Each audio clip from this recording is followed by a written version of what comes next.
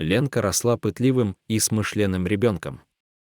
Поэтому, когда мама привела домой дядю Витю, Лена сразу поняла, она тут как то не к месту. Немного присмотревшись к дяде Вите, Лена поняла, дружбы не выйдет. Разговаривать с мамой и спорить она не стала. В конце концов, ей то что.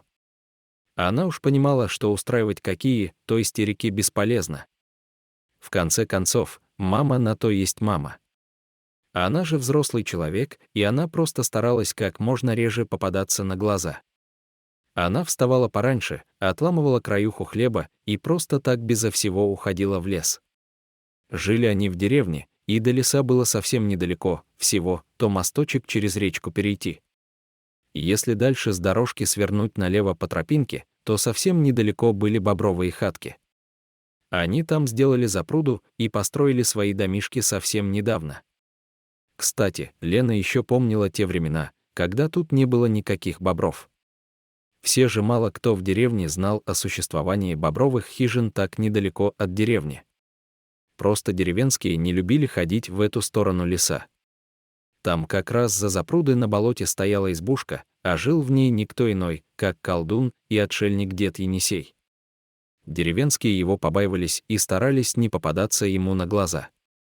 А вот Ленка любила старика. Все потому, что он был ее дедушкой.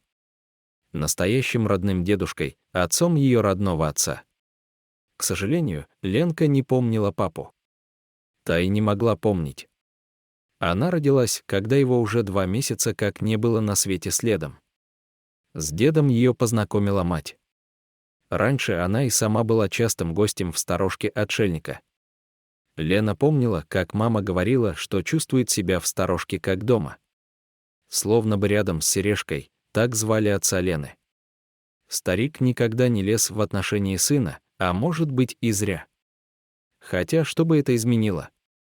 «Вам бы расписаться надо», — поговаривал старик, когда Сергей и Марина прибегали к нему в сторожку.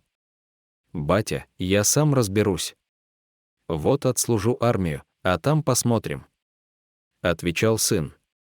«Эй, что значит посмотрим?» — возмущалась Марина. «Ну посмотрим, как ты меня ожидать будешь. А то, может, я и до военкомата доехать не успею, а ты уже и замуж выскочишь». Смеялся Сергей. «Да за кого тут выскочишь?» Злилась Марина. «Да он хоть за батю моего. Он у меня еще го-го». Не унимался Сергей. «Да ну тебя, дурак». Маринка шлепала Сергея по спине. «Вы слышали, что этот дурачок говорит про меня? К вам сватает. Ну что ты? Стар я уже. Мне бы годков 40 скинуть, может». Когда Сергей ушел в армию, Марина проводила его как надо. А вскоре выяснилось, что она беременна. Она сама то сирота. У нее только бабка древняя опекуном была, а родителей своих Марина схоронила в классе 8. Ей тяжело было без матери. Да и без отца тоже. Вот она и пошла к матери Сергея, надеясь, что хотя бы морально поможет. Будут вместе ждать Сергея, ребенка его. Мать молодого человека не поняла стремления девушки и выпалила: «Мой сын, небось, до военкомата еще не доехал, а ты уж ноги раздвигала где-нибудь. Знаю я вас, сироток невинных. Прикидывайтесь овечками», — сказала мать Сергея. Тут Марина поняла, откуда ветер дует и почему вдруг Сергей не торопился жениться. Ну да ладно. Невелика потеря, будет одна жить. Написала Сергею, что ребенок на подходе. Сергей вроде даже обрадовался. В письмах спрашивал, как себя ведет пузожитель. Комбат ни слова не говорил. Наверное, знал, что то. Когда она уже была на 7-м месяце, пришло ужасное известие. Дескать, исполняя служебный долг, ну и там еще какие-то формулировки, в общем, не стало Сергея. Когда уже на свет появилась дочка Марины, назвали ее в честь матери Сергея. Но так она и не приняла девочку. Зато отшельник Енисей принял. Вот к ним они ходили частенько. Несколько раз Марина даже оставляла Ленку у дедушки ночевать. Он и научил ее любить природу и разбираться в травах. Вскоре девчонка подросла. Тоже сама стала бегать к дедушке одна. Мать сначала рада была бывать у старика, но потом вдруг стала приходить реже и надолго не задерживаться. Она уже по-видимому с кем-то встречалась. Может, и с Виктором. Она, видимо, чувствовала какую-то неловкость перед ним и стыдилась. Ленка, завсегда проходя мимо бобровых хижин, давала им кусочки своей краюхи хлеба. Она в основном для бобров и брала. Пугливые зверьки настолько привыкли к девочке, что, заслышав ее шаги, не прятались, а наоборот, выбирались из своих домиков и ждали кусочки хлеба. Так вот и шла беззаботно и весело жизнь девочки. До тех пор, пока Марина не померла. Что там у них случилось с Виктором, Лена не знала. Она как раз была у деда. А другие взрослые не спешили рассказывать ребенку. Вся проблема была в том, что Марина уже и новым мужем расписаться успели. После того Марина пристрастилась к выпивке. Оттого Лена и не любила дома бывать. Как бы ни школа, она бы и насовсем переехала к деду. Но все уж больно далеко было от него до школы ходить. И матери все-таки надо было присматривать хоть как-то. Она переживала за нее. Вот и теперь она вроде свою вину чувствовала. Хотя, говорят, Маринка утонула. Они с Виктором пошли на речку не в очень трезвом виде.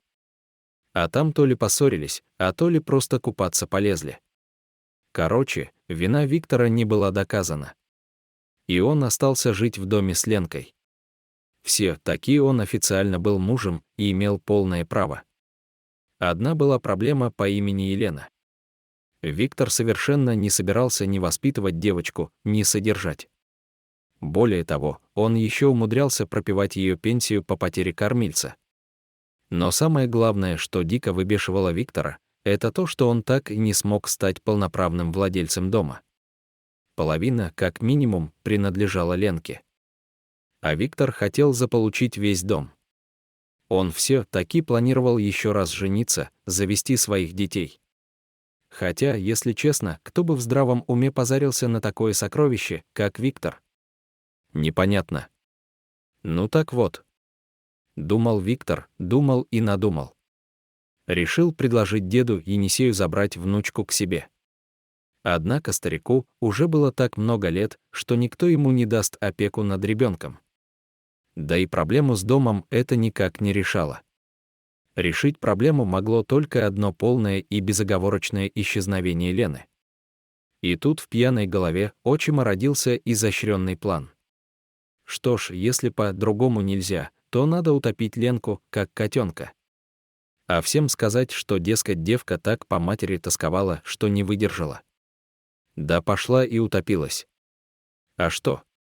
Должно было прокатить. Не спрашивайте, как ему удалось заманить девочку на реку. В здравом уме она вряд ли бы за ним пошла. Так не просто заманил, а еще и камень привязал. Да и бросил с моста в реку, чтоб наверняка. А что? Если найдут, то все будет достоверно. Дескать, сама камень привязала и нырнула к мамаше на тот свет. Думал Виктор, что странно, ну либо девочка и не кричала вовсе, а может, просто никто не слышал. Однако, сбросив Лену, Виктор даже не подозревал, что кто будет очень сильно против его решения. В воде к девочке сразу подплыли бобры и перегрызли веревку. Тогда Лена то и всплыла. Виктор в шоке. Как? Как такое может быть? Он, как и многие, понятия не имел, что в реке уже больше 7 лет живут бобры. Девочка сама даже из воды выбралась. А Виктор домой побежал. И за рюмку скорее. Напился до потери сознания. А когда пришел в себя, смотрит, а перед ним за столом сидит отшельник. Тот самый Ленкин дед Енисей. Он редко приходил в деревню. Но сейчас, видимо, повод был весомый. «Ну ты скажи мне, старик. Ведь я сам своими руками привязал веревку. Она же новая была. Говорил Виктор. А ты не удивляйся и все. Он решил сыграть на замутненном сознании мужика. Ты столько времени с ангелом жил и даже не замечал. А это святая Анна, понимаешь? А как такое может быть? Спросил Виктор. А вот так. И пить ты больше не будешь. Будешь ей прислуживать и делать, что она говорит. Тут старик стукнул Виктора по лбу посохом своим. Поднялся и ушел. Отшельника больше никто не видел с тех пор. А Виктор наутро, как проснулся, первым делом решил опохмелиться. Налил, а рука сама не подносит стакан ко рту. «Хоть ты тресни!» Вспомнил ночной визит. То ли уж у него и вправду посох волшебный, то ли просто сила внушения такая. Однако Виктор с той поры больше ни капли в рот не брал. Ленке прислуживал, будто он и вправду ей слуга.